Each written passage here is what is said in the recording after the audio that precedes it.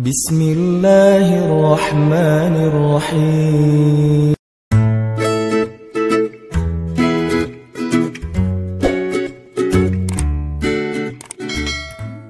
Siapa yang taat kepada Allah, siapa yang bertakwa kepada Allah, siapa yang ikhlas kepada Allah. Karena salah satu makna takwa itu ikhlas. Kan Nabi bilang, at-taqwa hahuna kan? Takwa itu di sini, bukan di sini. Takwa itu bukan di sini, bukan di sini, bukan di pakaian. Takwa itu di sini. Ada orang yang pakaiannya menarik, ada orang yang tutup kepalanya menarik, ada orang yang ucapannya fasih dan menarik. Sehingga kata Allah di surat Al-Munafikun, kalau kalian melihat penampilan mereka, kalian akan takjub. Kalau kalian mendengar ucapan mereka, kalian pasti akan mengikutinya. Apa maksudnya? Penampilannya meyakinkan sekali sebagai orang solih. Terlihat sekali aura orang yang taat kepada Allah. Penampilannya tuh udah syar'i banget. Kalau dia seorang laki-laki, penampilannya terkesan orang yang paling banyak ilmu. Kalau dia seorang perempuan, penampilannya terkesan orang yang sangat menjaga diri, tertutup rapat auratnya.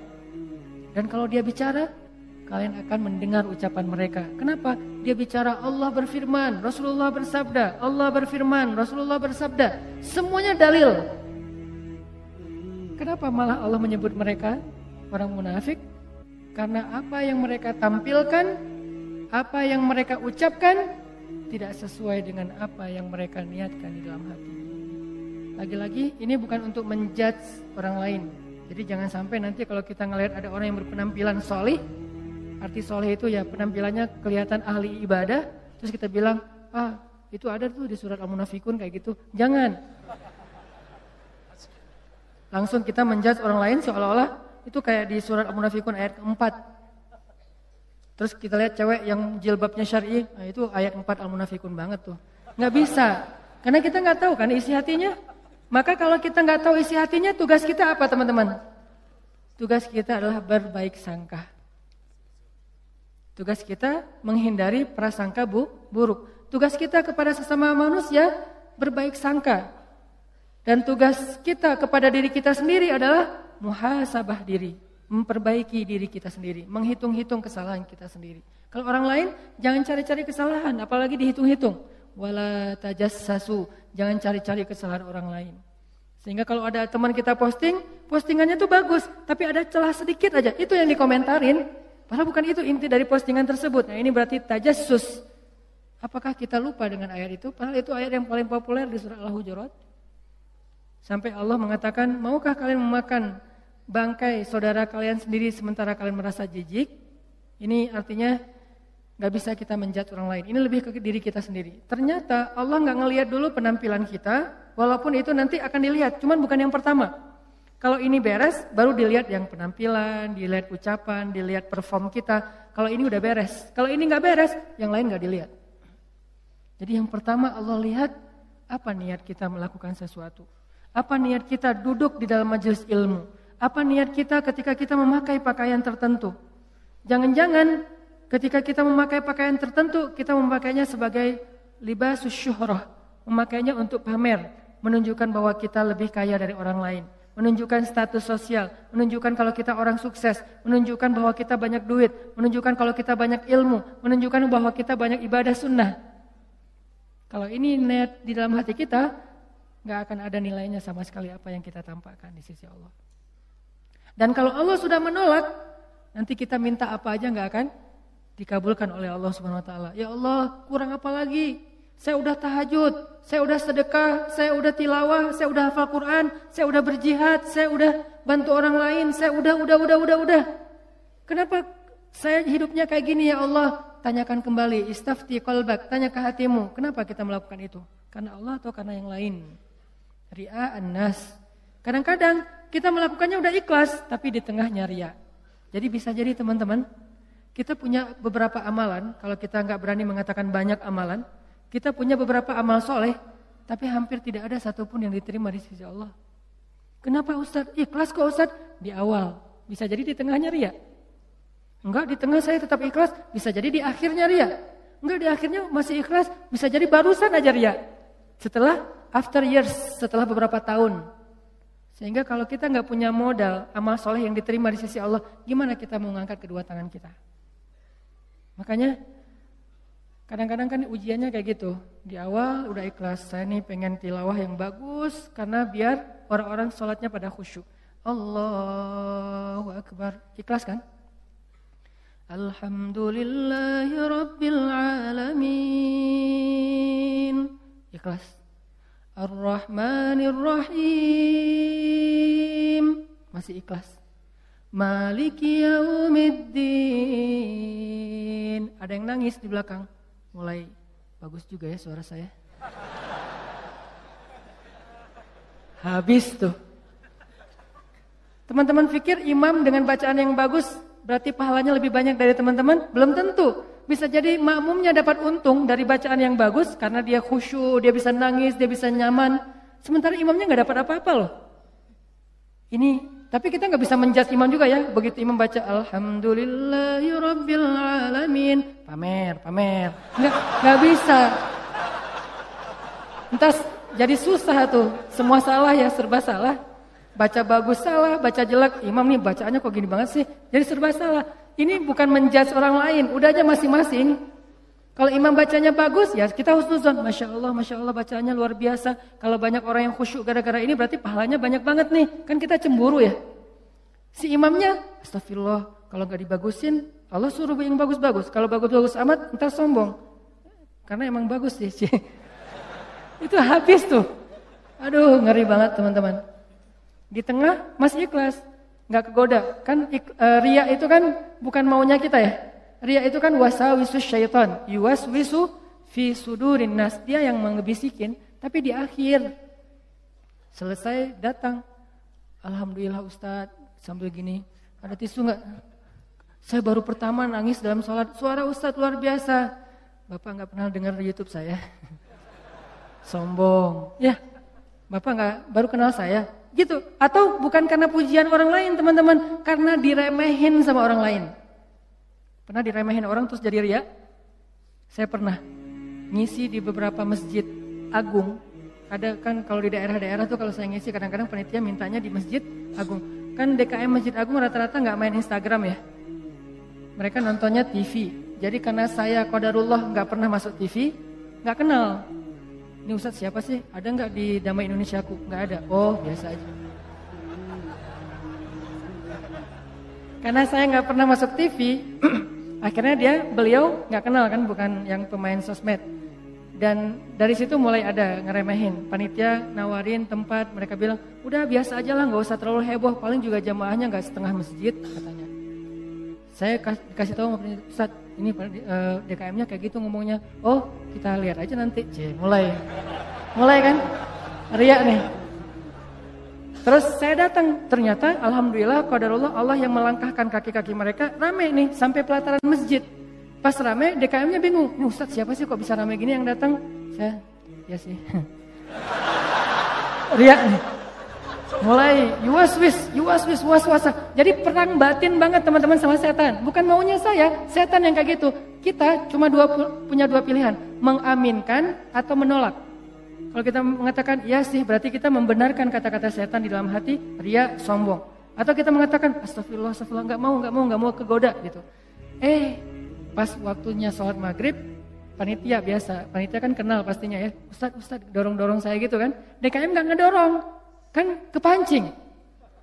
Kenapa DKM nggak ngedorong? Ngelihat penampilan saya dari ujung rambut sampai ujung kaki kayak kurang meyakinkan gitu. Nih Ustadz bisa ngaji nggak sih? Ngelihat ujung kupluk. Di tengah kaos atau pakai kemeja, bawah celana jeans biasa.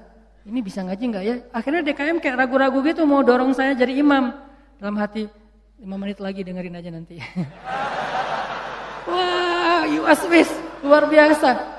Karena didorong-dorong terus sama penitia, ya udah deh. Saya mau ya kalian yang dorong kan, dorong lagi dong. Didorong ya. Udah aja jadi imam. Ngimamin. Karena tadi diremehin sama DKM, kepancing dong. Wah, Ar-Rahman nih, gua keluarin sekalian. Kenapa ngeluarin Ar-Rahman? Favorit, kartu as lah. Kan DKM-nya kayak ngeragu-ragu gitu. Sampai saya bilang, soft dirapatkan, diluruskan, saya gak mau pakai bahasa Arab. Walaupun gak bisa. Soft diluruskan dan dirapatkan gitu. Terus DKM-nya masih gini-gini. Ragu-ragu gitu. Dalam hati saya, ya bentar lagi, tenang aja.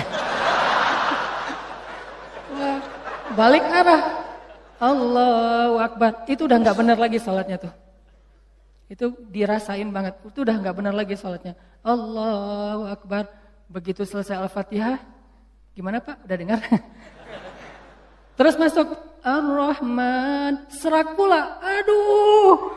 Serak, suaranya hilang, segala macam. Aduh itu nyesel banget tuh. Gak bisa show off ya. Kalau pas lagi dapat mic-nya bagus. Sampai menggemanya tuh sekilo gitu ya. Itu kan enak banget ya.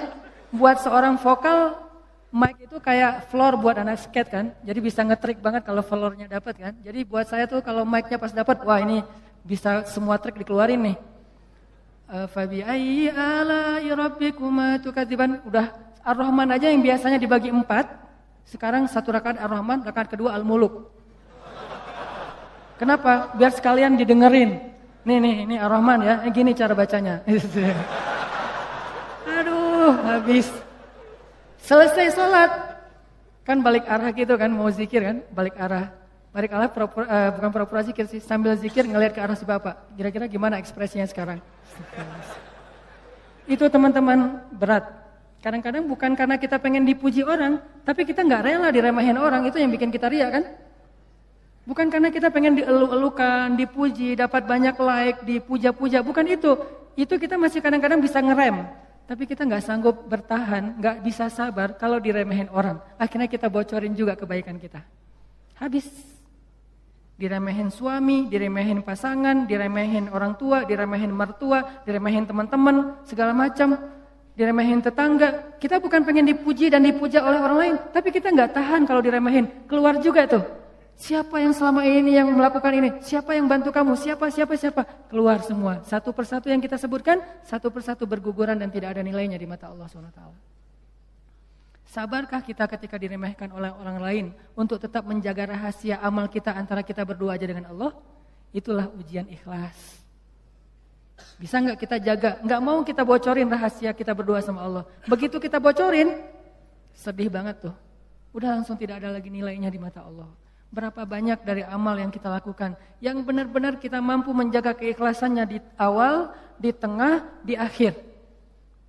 Kalau ada, jangan menyimpulkan dulu bahwa kita udah sukses karena masih ada waktu selama kita masih hidup untuk kita batal. Mungkin nggak batal di akhir, tapi batalnya setelah beberapa tahun. Ada teman kita datang nanya-nanya ke kita tentang, ngafal Quran itu susah banget ya. Kenapa? Aku tuh ngafal 1 juz aja, juz 30 gak beres-beres. Oh, ya sebetulnya gampang sih kalau udah tahu triknya. Mulai nih. Emang idealnya ngafal Quran berapa lama? Ya tergantung orangnya. Ada yang 10 tahun, ada yang 5 tahun, ada yang 2 tahun, 3 tahun, setahun. Kalau aku sih alhamdulillah 6 bulan khatam. Habis semuanya tuh. Ngafal Quran emang gampang, capek, susah loh. Yang susah itu bukan ngafalnya, murojaahnya kan, ngejaga hafalan. Udah hafal 5 juz, biasanya baru kerasa capeknya tuh setelah 5 juz kata orang-orang yang hafal. Setelah 5 juz, mulai nih keteteran yang di belakang, balik lagi ke depan, hilang lagi yang di belakang, balik lagi. Kayak gitu ngafal Quran saking capeknya tuh sampai orang yang banyak putus asa. Udah setelah perjuangan, effort yang luar biasa, hilang hanya gara-gara kalimat cuman 5 menit aja, habis semuanya teman-teman. Rugi banget kan?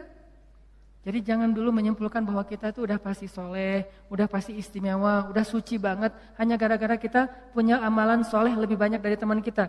Mungkin dia amalnya biasa-biasa aja, tapi dia karena biasa-biasa gak bisa ngeriain kan. Hafal 30 juz dengan hafal Al-Ikhlas. Kira-kira mana yang pantas diriakan? 30 juz dong, Al-Ikhlas gak mungkin riak. Gimana kita mau riak? Gua udah hafal loh, apa? Al-Ikhlas. Apa yang mau diriain Al-Ikhlas? Yang ada Al-Ikhlas itu surat pelampiasan. Kalau udah mentok Al-Ikhlas. Sawa'un 'alaihim a'anzartahum. Perasaan tadi sebelum salat lancar. A'anzartahum Qul huwallahu ahad. Biasanya gitu kan? Mentok-mentoknya Al-Ikhlas. Kenapa? Cuman Al-Ikhlas yang kita paling ikhlas. Kenapa tadi kok bacanya yang susah-susah? Pengen dong sesekali orang tahu kalau hafalan saya udah nambah kan gitu ya. Pengen dong orang tahu kayak Kadang-kadang kan kita suka pengen melakukan sesuatu yang orang lain gak bisa lakukan. Membaca surat yang orang lain gak hafal surat itu jarang. Kalau Al-Ikhlas, Al-Falaq, An-Nas, Al-Kafirun. Al-Kafirun masih oke lah. Karena Al-Kafirun suratnya agak susah kan. Banyak orang yang terjebak. La abudu ma ta'budun wala antum abidun ma abud. Kapan selesainya nih? Mutar aja di situ Al-Kafirun teh. Kalau Al-Ikhlas kan jarang yang terjebak. Kalau Al-Ikhlas juga sampai salah. Ini nih ngeri banget nih. Jadi mungkin jangan ngeremehin dulu teman-teman. Ada teman kita yang hafalnya, kamu hafal surat apa? Enggak, cuma dikit dari At-Takatsur sampai An-Nas doang. Itu juga gara-gara modal sholat taraweh. Karena dia taraweh selalu dengar itu kan, di taraweh suka dengar ayat itu ya, akhirnya kehafal sendiri. Dia nggak pernah sombong, dia nggak pernah riak karena hafalannya sedikit. Kita yang 30 juz, segitu doang, kemana aja loh? Habis 30 juz. Jadi yang hebatnya itu bukan berapa banyak amalannya teman-teman, tapi seberapa kuat dia menjaga keikhlasannya di awal, di tengah, di akhir, dan setelah beberapa lama.